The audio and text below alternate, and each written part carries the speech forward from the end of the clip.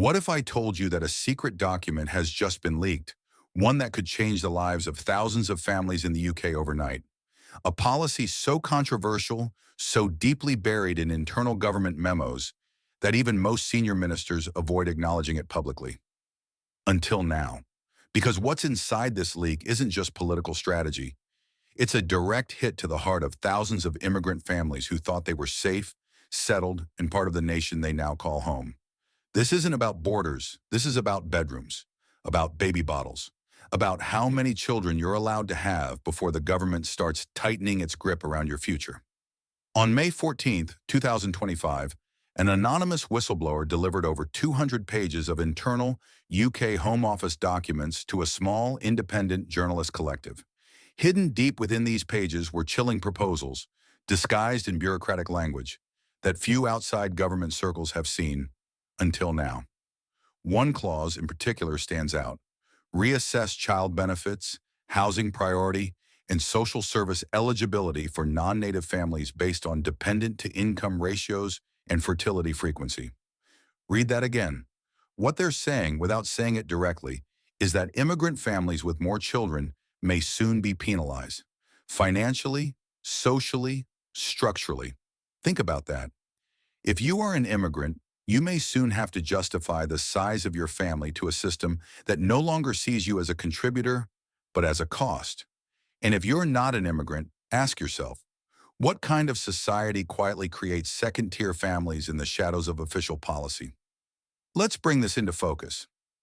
Meet Amina and Farid, a young couple who moved from Syria to the UK in 2017. They fled war, left everything behind, and started over from zero.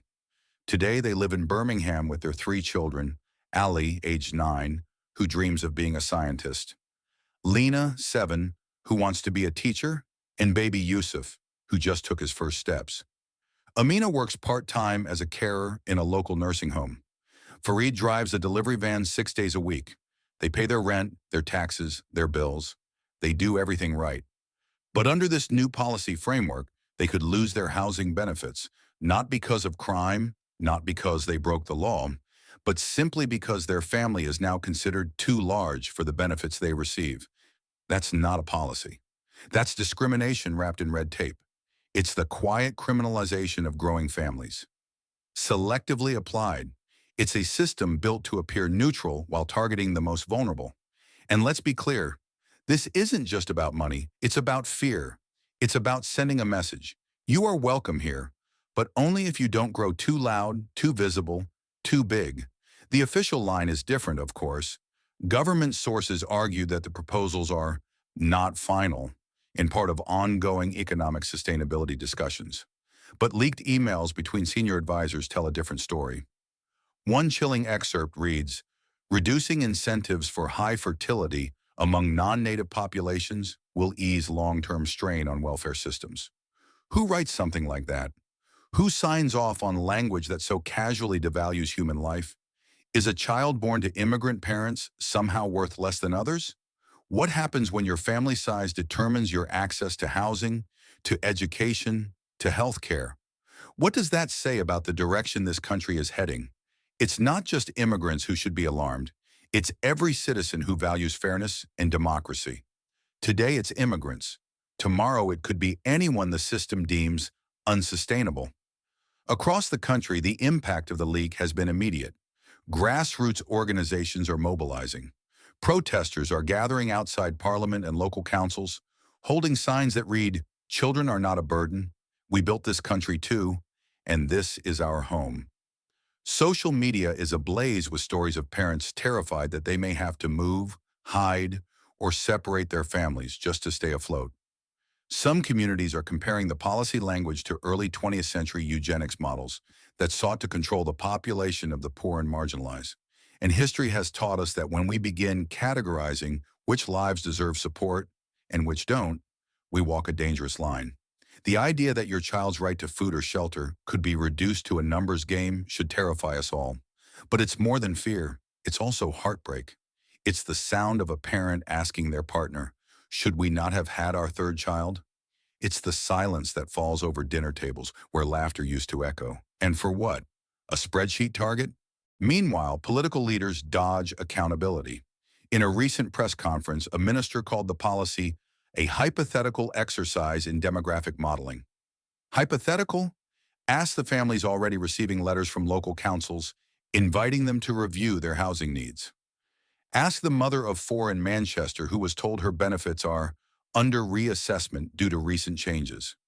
This isn't hypothetical. This is real, and it's happening now, quietly, strategically, and without consent. Behind the curtain of official denials, systems are already shifting. Benefit eligibility algorithms are being rewritten. Caseworkers are being trained in household efficiency metrics.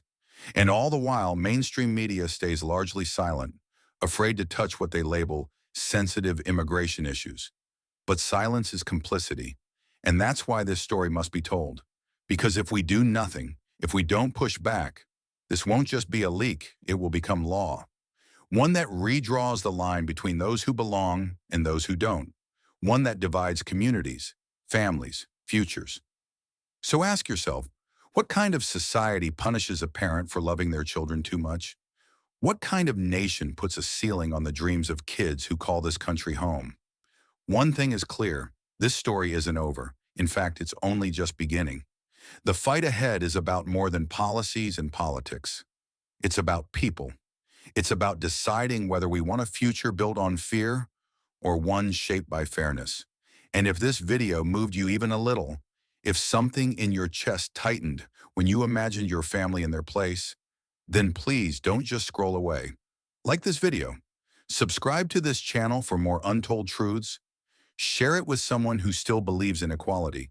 Because silence has never changed the world, but awareness has. This isn't just about immigration. It's about identity. It's about dignity.